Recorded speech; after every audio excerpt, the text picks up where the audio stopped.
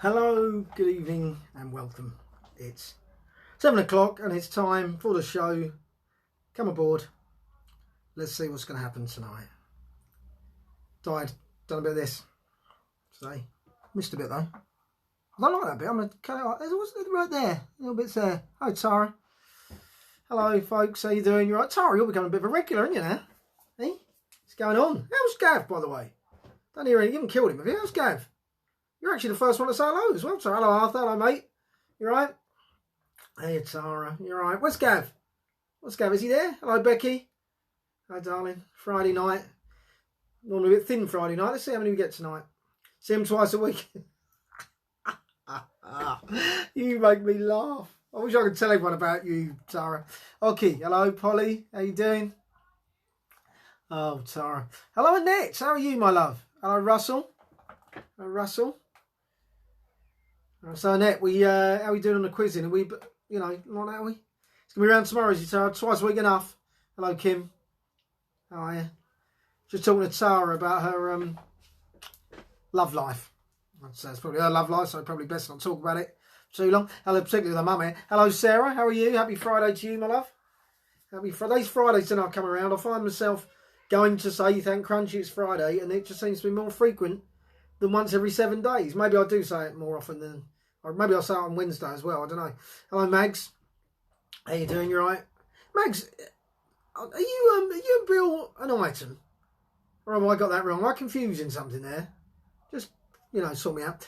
You're canning for a lass. Hello, Annette. Up there you're in Sunderland, Annette? Up in the northeast, aren't you? In Sunderland? I think you are. How are you doing on the quizzing? We about equals or am I winning? What's happening? Can't remember. Sure, you won a couple.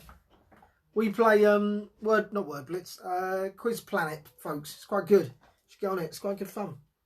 No, you're not. What made me think that, Mags? Perhaps there's something we need to talk about prior. I don't know. It's just something made me think. Hello, Steve. You're back. Where you been, mate? Where you been? Missed you. Hello, Sarah. Hello, darling. I see Sarah's been checking out my TikTok, Sarah, haven't you? Hey? It's all right there, isn't it? TikTok. It's a fun place, isn't it, to be? Sarah's been checking it out. Sunderland. Oh, I got it. I'm pleased with myself. Very pleased with myself there, innit? Got it right, see? What are you thinking? Paying attention. I hope you're impressed. So, what's happened to me today? Well, nothing. It's plain and simple. That's a lie. Because my daughter's birthday today, my eldest daughter, Karis, it's her 29th birthday today. Those who don't know me, I know you're thinking, 29? How on earth did he make a baby when he was 10? Well, I'm older than that. So, yeah, Karis is her 29th birthday, so happy birthday. She's not here. Happy birthday, Karis. And I've been cooking because tomorrow we're going to go around, we're going to have a bit of a party. So I've been, and I said, she said, what are people bringing? People were taking, savouries. I said, I'll bring some sweet dishes along. I've just knocked up an apple pie again. And doing a couple of cakes as well. So here you go. Thank you, Russell. I'll pass it on. Doing a couple of cakes. Yeah. Bit of a baker, mate. But not good enough to go on the Great British Bake Off. While our children go, oh, I see, Max. Okay, thank you for explaining that to me. Thank you. I did wonder. Thanks for explaining to me. But yeah, so that's what I've been doing today. I've been baking a cake. I feel as I've been doing something else as well. When you do something, I feel as I haven't, have I? No, probably not. Anyway, I don't know. I'm just getting senile, aren't I? So, anyway, what's happened today? Not much, because I've been cooking, so I haven't really had a good look at the events of today. But there was one thing I wanted to talk about, and that was in the year 180. Hello, Rocky. 180. God, that's like, 2020, nearly 2020 years ago, isn't it? Basically, yeah. 2000, I don't know. But 2020 years, yeah, something like 2019 years ago. So, and I'll get a bit confused. But anyway, it doesn't matter. Point is, long time ago, the point is, 6 inhabitants of Carthage were executed for being Christians.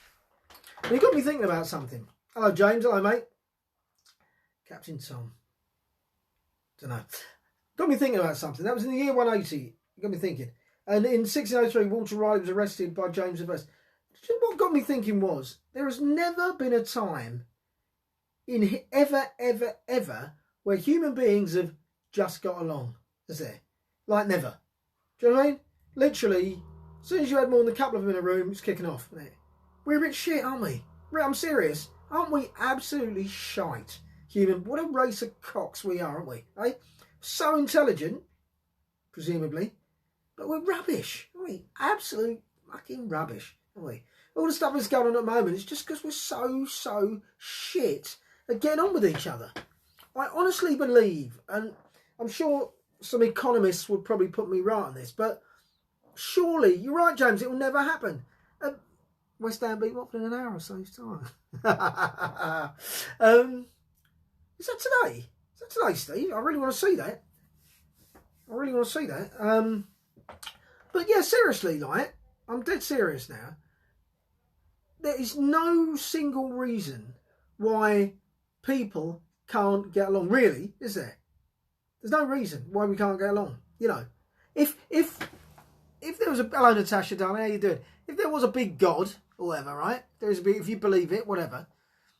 And he came right now and he did a great big message that we all heard that said, listen, right? You lot, this is what's going to happen. All the starving people, yeah, you're going to feed them. And the way you're going to feed them is your arms, all the money you've got there for arms and all that, right? All the money, all everything, you're going to melt them all, you're going to melt them all down. You're going to get rid of it all. And all the billions, trillions of pounds that you put into arms, you're going to use it to feed the starving. All of them, all over the world, right? No one is going to starve. Everyone's going to have shelter. If you don't do it, the sun is going to burst and you're annihilated. The sun's going to do you in, basically. You're annihilated. We'd do it, wouldn't we? We'd soon get on with it. If he said, you know, do you know, I'm serious though. You know, if he just said, you're going to get along because you're effing it all up. You're great. You've done well. You've got great brains and you can make the planet great. That's why you're here. That's why we've put you here. To make the planet work and it's all be good and you can all get along and everything's... We got rid of the dinosaurs. We got rid of the dinosaurs because they were shit. But you're shitter.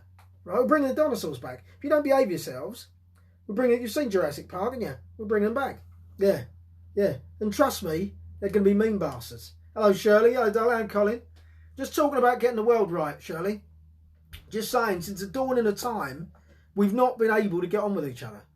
And I will never get it. I will never understand it. I genuinely never understand it. I was on TikTok and I put a little joke on there about it was a silly joke. The joke's irrelevant actually, but a little joke about that about losing my car keys.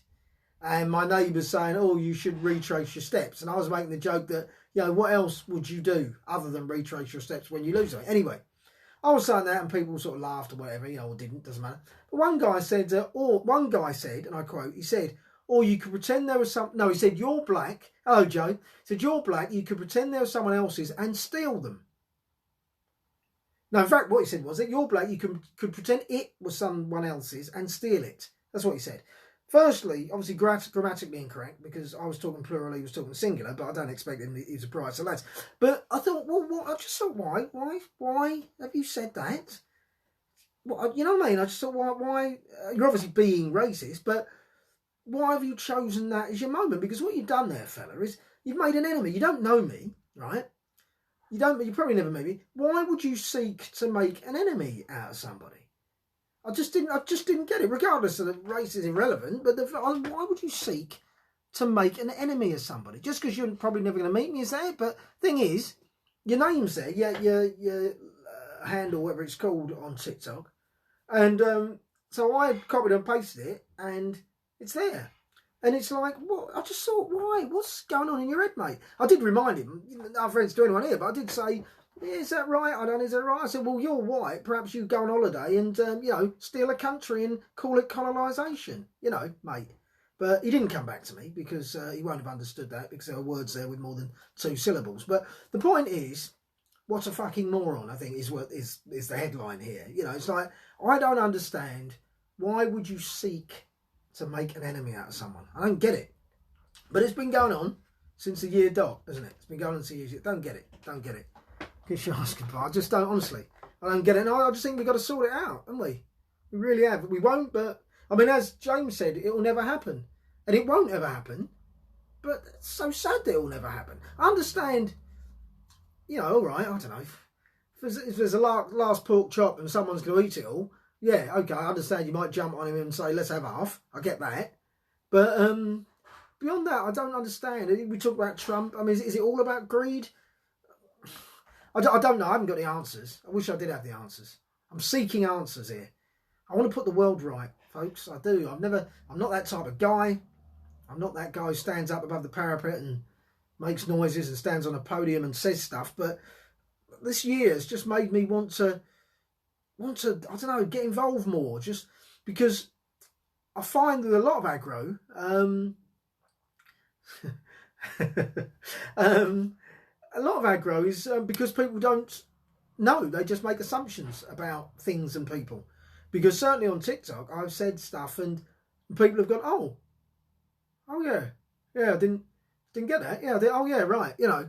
And they genuinely, sadly, people don't understand that you should be kind and love your neighbour and not make. Well, that's right, but I honestly think people just don't.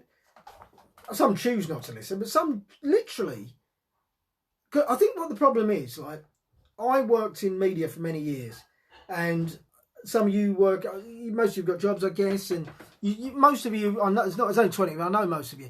And hang on a minute, let's see what Tara is. Tara's a very learned woman. Let's say philosophy suggests we assert identity through our differences. Plus, we are animals after all and have pack mentality. Got a book you'd be interested in.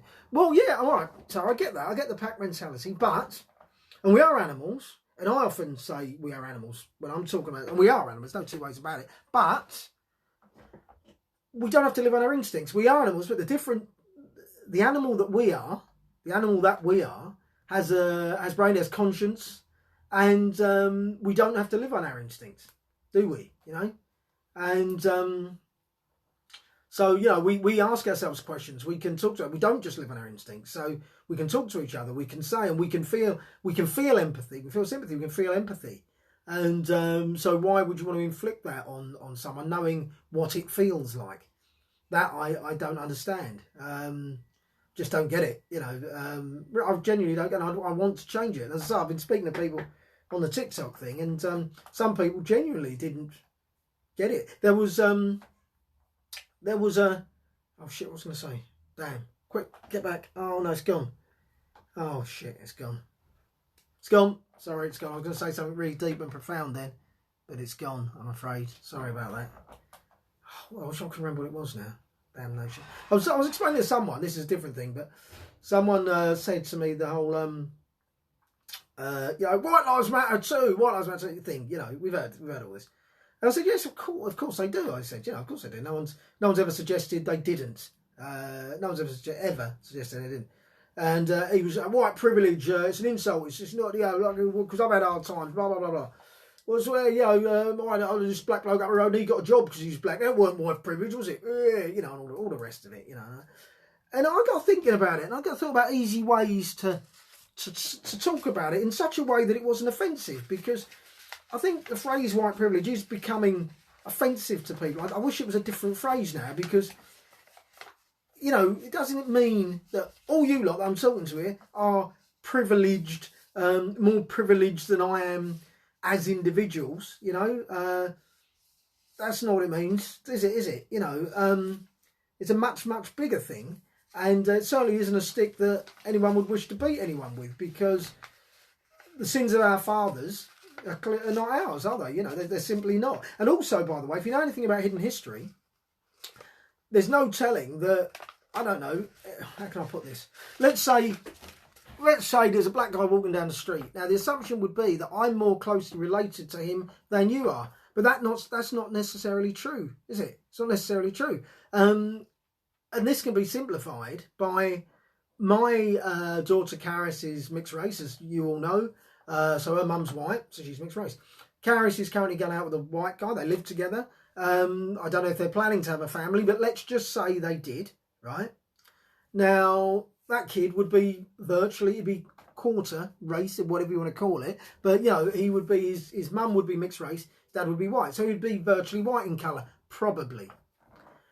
So, what's my point here? So he would be very closely related to me, but if you put him in a line of people and there were some white people in that line, you would assume surely that he was more closely related to them. That's just one generation. Go another generation, kid will be white. So when we talk about white privilege and people talk about reparation, it doesn't work that way, because you guys, you may or may not know your histories, and then I'm not sure I always believe those things either, but my point is your great-great-great-great-granddad could well have been black. You don't know. Some of you do know, perhaps, but most of us don't know. Don't know. You know, because of slavery and everything else, things got mixed up. We don't know, and people were moving across country. So we actually don't know. So when we talk about white privilege, it's not about that, because it's not really about that. We're talking about over time. We're talking about over the generations. We're talking about, a very easy way to, I guess, put it is when you look at a map of the world and the languages people speak. You know what I mean? You look at Africa and the language. You know, why do people in Angola, half of them speak Portuguese? You know, why do Brazilians in South America speak Portuguese? Why are there French-speaking African countries? Why are there English-speaking African countries? That in itself speaks volumes, doesn't it? You know, you don't get European, should be actually European privilege, by the way, but you don't get European countries speaking African language, do you? Okay, I'll put this out in the world. I have an M&S. What? And other things you get judged for using by my... Oh, right, okay. I didn't know that, mate. I have M&S. And other things you get judged for using my blue badge. Never judge by its cover. Always look inside and get the story behind the cover. Yeah, you're absolutely right, Max. People don't want to do that, do they? But yeah, you always get the story. Even people who are horrible, you know, I always want to know their story. I want to know what got them to where they are now. Where's that hate come from? What happened? I'd love to know, because just find out a little bit. You know, found out that Hans Christian, my great-grandfather, was German. Well, there you go, Russell. You know, yeah, exactly. We're all from all over the place. But as Mags was saying there, just find out a little bit behind the story, you know, because it'd be amazing how many things would be solved if you just ask the question, why does someone feel that way? What's made you feel, oh, something happened to you, did it? Well, let me put this to you, you know, and because not everyone's that clever, are they? They're just not. They're simply not. I'm not insulting the people that aren't, but they're simply not. And sometimes it just takes... James Auger is horrible. James is horrible, man. You're lovely, James, you big great beast. Anyway, I'm waffling, and I'm not doing what I'm here for, which is... What am I here for? Anyway, I'm going to try and make you laugh, I guess. I guess that's kind of what I'm here for. So anyway, it does, Ocky, it does. Genuine mates. Let's do the Who Am I, shall we? Let's do it. Let's do it, folks. Yeah, you know how it works. I'm just going to do it. Here we go. So, I was born in the mid-70s in the UK. I'm a man born in the mid-70s in the UK. I'll tell you what year. It was 1975. Born bang in the middle. So, I was born in the UK in 1975. I'm a man. Who am I? I wish there was a way, if you got it right now, I wish there was a way I could give you a prize for getting it just on the strength of that. But then... it feels like people are cheap when they do that. I'd have to rely on... I'd love to be able to give you something. I wish I could give you a prize worthy of the name. Anyway, so I was born mid-70s, 75 in the UK. I love it. Ocky always has a go. You're wrong, Ocky, but always has a go. I'll tell you a bit more. I'm fundamentally a comedian, though I've since gone on to present and star in the movies. So it could be me, couldn't it? I'm fundamentally a comedian, but I've gone on to present, which I'm doing now, and star in the movies. Well, you know, The Bill isn't quite a movie, I suppose. David Beckham, no. Couple of David Beckham shouts there. Robbie Williams, no. Obviously, you said that before I said about the comedian thing. Not Peter Kay. Ricky Gervais, no. Good guesses. Good guesses. Sarah Whiteman. Sarah Whiteman in the house. Sarah's got it, folks. Good Ricky T, Lee Evans, all good shouts. But it is Russell Brand. I'll tell you more. I've got the first bit, which was I had a troubled childhood, which certainly affected me later in life. His mum had cancer. I didn't know that. He lived with his dad for a while, lived with his mum, lived with his uncle. I've forgotten, but he had a very troubled childhood. I had a short marriage to one of the world's biggest pop stars. Obviously, he was married to, I've forgotten her name. Thingy Thing. What's her name? I've forgotten the bloody name. Don't tell me. Oh, what's her name? Maggie, not Maggie. Meggie. Oh, what's her sodding name? Oh, mate. I forgot. Does this happen to you lot? Age. Becky. Oh, fuck. What's her name? Perry. Perry. St. Perry. Katy Perry. Cheers. Thank you. Katy Perry's married to Katy Perry for a bit. Did he impregnate her, or did I make that up? I was involved in a much publicised incident with another comedian, obviously Jonathan Ross, that resulted in my suspension from radio and TV. That was the whole Andrew Sachs incident, wasn't it? So yeah, I went to see him as well. I've been to see him twice. First time he really pissed me off because he gave my missus the glad eye and it annoyed me, right? What happened was we were in the front row and he was thirsty. My missus had a drink and he took the water from her. As he took the drink, he gave her a look. Right, I'm sat there. I thought, you fucking look at my missus, you. It was the way he did it. I didn't like to see he fancied himself. I didn't like the way he did it, Amanda. I don't, what are you doing? She was a bit, which made me even more annoyed. But it was like, what are you doing, prick? So that annoyed me a lot. But anyway, that was that. Then he did the whole Andrew Sachs thing, did it, which pissed me off as well. And what pissed me off was, he's very funny, but he's a good comedian. But then I saw him live at the O2, and what annoyed me was, he'd sort of said sorry, hadn't he? But then when he was doing his thing at the O2, he was taking the piss out of the situation. That annoyed me a bit. He showed no contrition whatsoever. That pissed me off. But he's very funny. He did a piece, he did a thing. Well, he's a very clever guy. He did this thing about paedophiles that got me thinking. It was very good, actually. It's one of those that splits an audience, but he made sense. And it was when the Sun had outed a paedophile. There's a paedophile who lived in a block of flats somewhere. And do you remember the Sun put the flats on the front page? And they had a big arrow saying he lived here, right? And obviously it caused, lynch mobs and everything. And he was talking about this, and he had a point. And go with me on this, because obviously not sticking up for paedophiles. Let's have that right.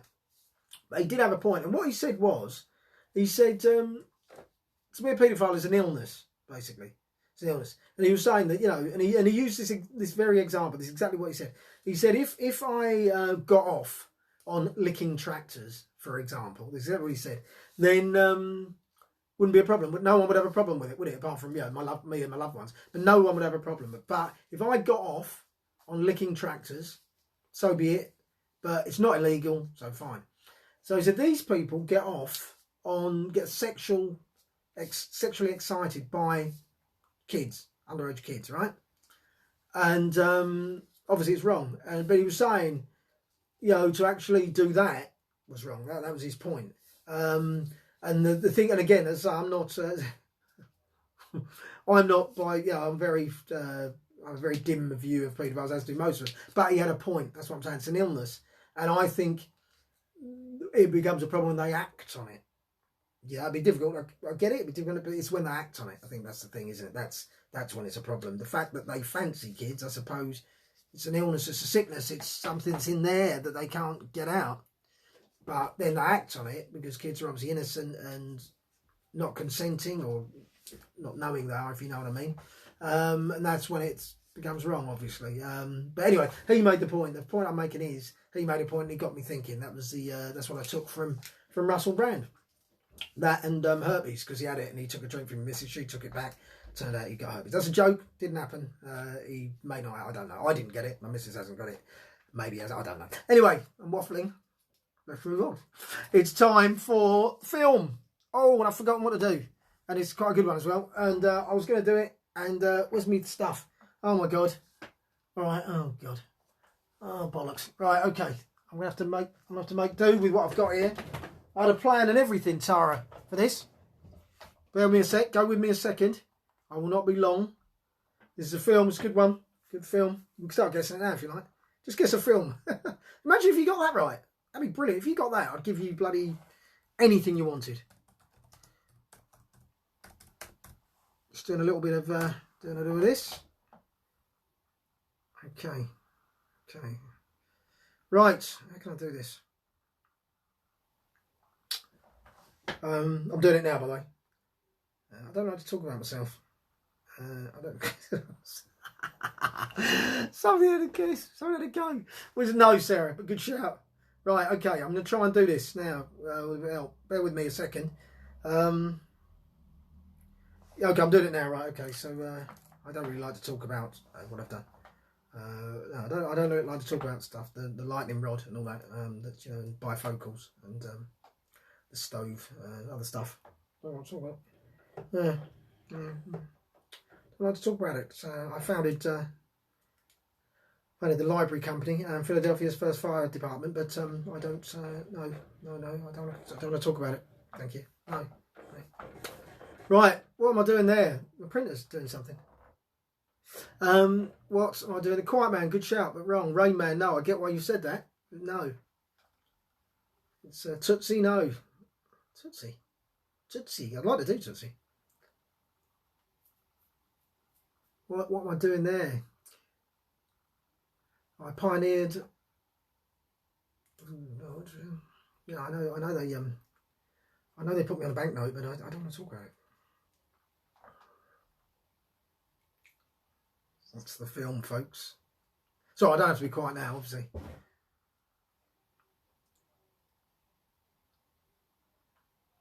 Nope.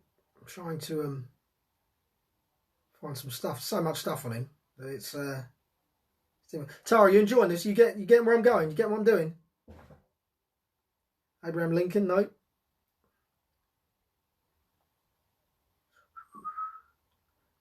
A little bit more. So I was born on Milk Street in Boston. Yeah, okay. Yeah, I was baptised at the old South Meeting House. Yeah. Yeah. Good.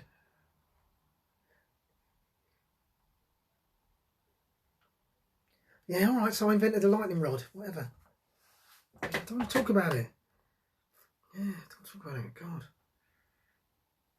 Nope. This is good, this. I like this. Nope.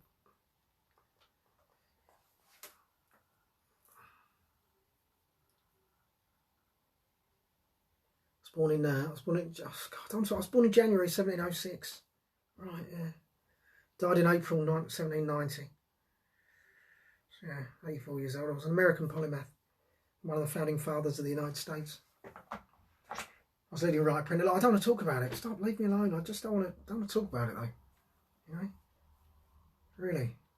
Yeah, right. I earned the title of the first American from early campaigning for colonial unity. Oh, but I don't want to talk about it. I don't want to talk about it, Natasha. I don't want to talk about it. I want to keep it to myself. Keep it to myself. It's all in my diary, but I don't want to. No, forget that. I'll throw you if I say diary. I don't want to talk about it. No. Oh, no.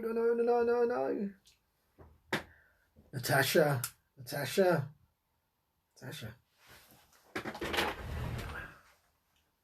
Right, give you another little bit of a clue here, since you're struggling. Right? Ready?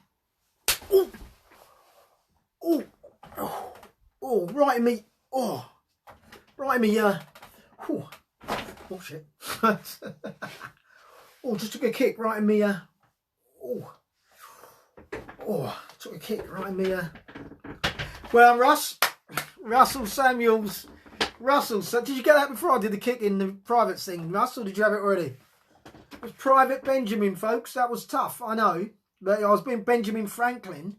I was reading a load of stuff about Benjamin Franklin, and I was being quiet and private about it and shy about it. See? Private Benjamin. Well done, Russ. Good one, mate. That was toughy, to be fair. Well done, Russ. Like that. By the way, who got Russell Brand? Because I haven't really... Was it Sarah? It wasn't it? Was it Sarah, I think, wasn't it? It was, wasn't it? Was it Sarah? Yeah, it was. So, well done, Russ. Good stuff. Well done, mate. Because that was a toughie. I must say, that was toughie. You got it before the kick. Oh, good.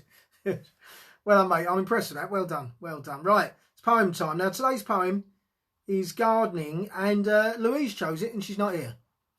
So, if you do choose a poem, try and be here. Because I'm doing it for you. All right.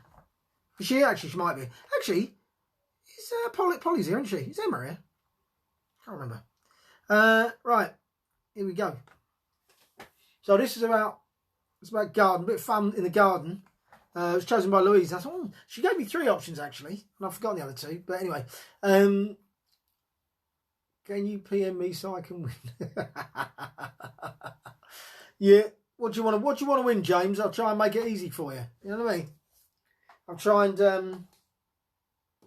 I'll do something about Tiptree. Do a film about jam. Right, anyway, here we go.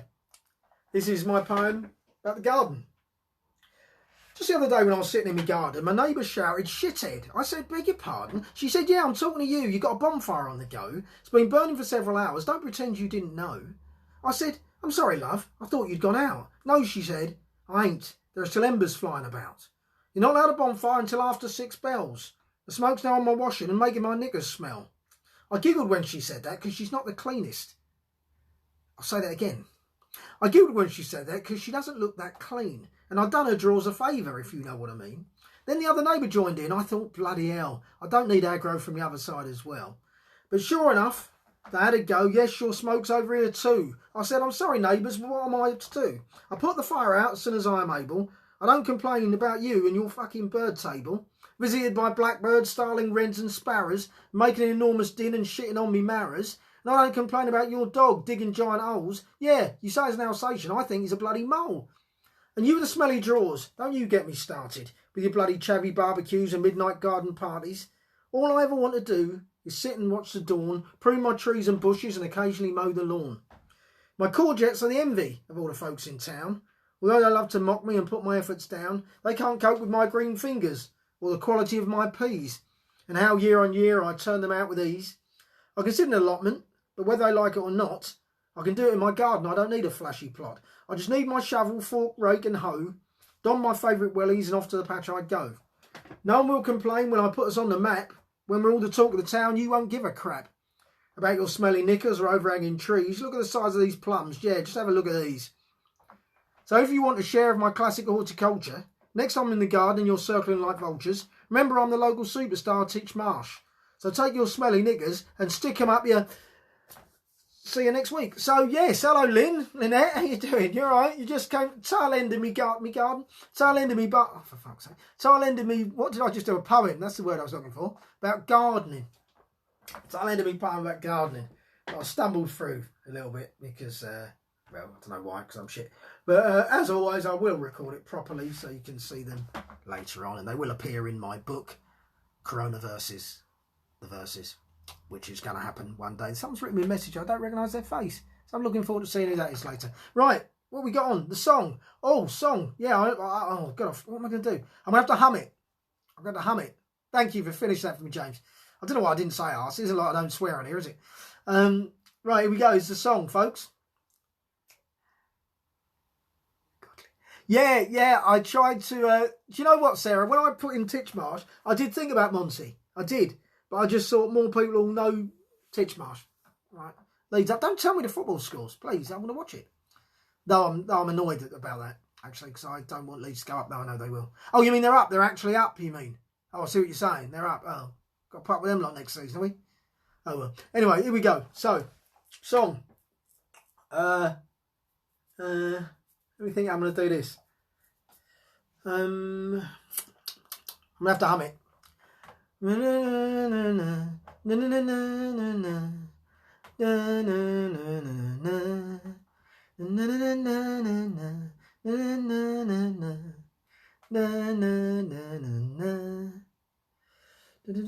on, can't do the rest, ready? That's it. What am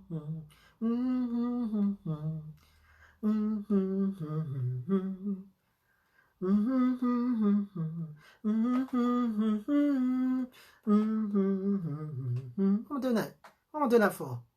What am I doing that? It reminds me of my daughter, my baby, my little one, Megan, when she did the can't have toffee. When she did the chicken song. Can't think of the title. Oh, Lauren, were you here earlier?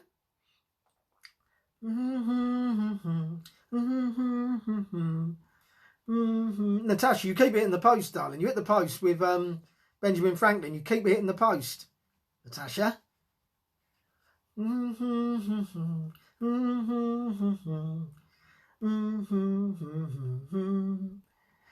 Samantha Gager, I'm your baby. Whatever you want from me. I'm your baby tonight. I can't do Whitney, I'll be honest. I struggle with Whitney. It's not my wheelhouse. But that's what it was. I just got back from... Oh, well done, Lauren. Get me on your show. I'm your baby tonight, Whitney Houston. Oh, I'm your baby tonight, Whitney Houston. Sam got it. Well done, Sam. Well done, Sam. You know what to do. So Sam and Russell, you know what to do. Text me later. Sarah, you get to choose Tomorrow's... Oh, not tomorrow. I'm not here tomorrow because I've got the party. So I'm not here tomorrow, folks. Sunday. You get to choose Sunday's poem. Time for Pearl. Someone was saying to me earlier. A friend of mine who can't watch anymore because she's working, basically. And she said that she misses Pearl. She wants to know what's going on with Pearl. So I said I'll send her the updates. You lot obviously know what's going on with Pearl. But, you know, she... Just to remind you, you may recall she brought down the paedophile ring, didn't she? Brilliant. So, good old Pearl. Those bastards got what they deserved. So, here we go. Here we go. The months following the sting were somewhat uneventful. Brendan had moved into Pearl's, and although there was no romance between them, Pearl felt no need for anything else in her life. Besides, she had her toys and gadgets from Anne Winters, and Brendan had his hands.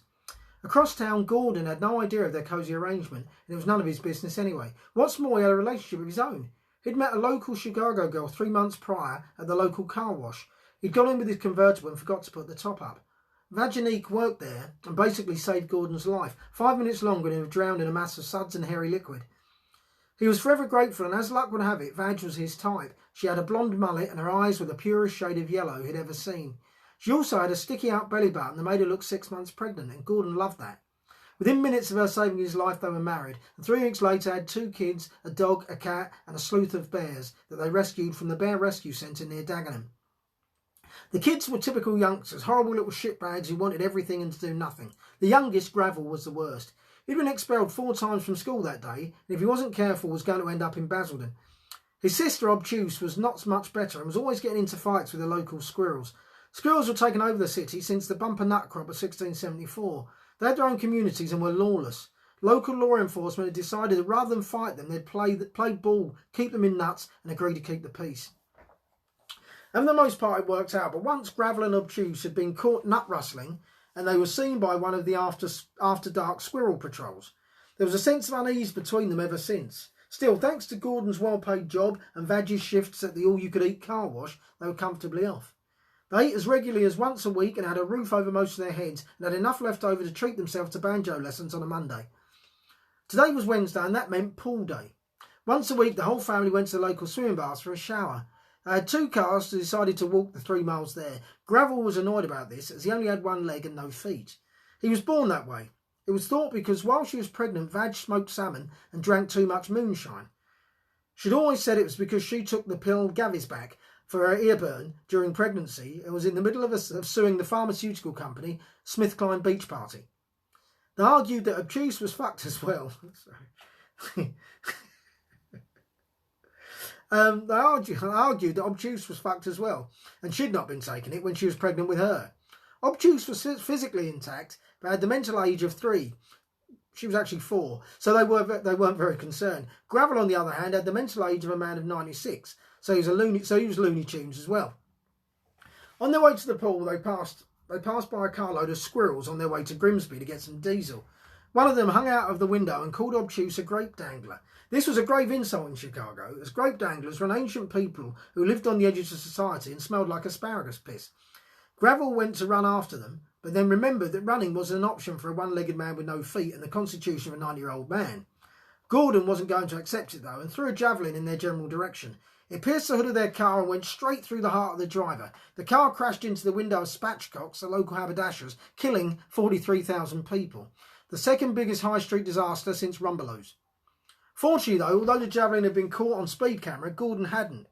He'd been seen by a few people and no one was going to grass on a squirrel killer. The dead were all put into a cement mixer and by lunchtime the shop had been rebuilt and everyone had forgotten about the unpleasantries of the day. The family eventually got to the bars and it was there that Gordon was in for a shock. Usually on a Wednesday, Pearl and Brendan stayed in playing mousetrap. But in a rage during a particularly close game, Brendan had thrown the ball bearing through the window, injuring a butterfly. They tried alternatives like large marbles and scones, but there was no replacement, so they decided to go into town instead. Pearl decided to dress up as she'd not been into town since Saturday Night Fever, and Brendan, well, I finished writing there as it turns out. I knew there was something else I had to do. But so that's where we are, folks. So, just to recap, it looks as though Gordon and Pearl are set to meet at last. It's been getting close, hasn't it? It's been getting like that. But I think, so Pearl's on her way to the bars. Gordon's there with his family already. And I just think they're going to clash. I don't know where it's going to go, but it's getting exciting. So you know what to do, guys. Back here Sunday night. I'm not here tomorrow. Enjoy your Saturdays. Love you all. Thanks for the coffees, guys, as always. And yeah, I'll see you on the Sabbath. Love you all. Night night.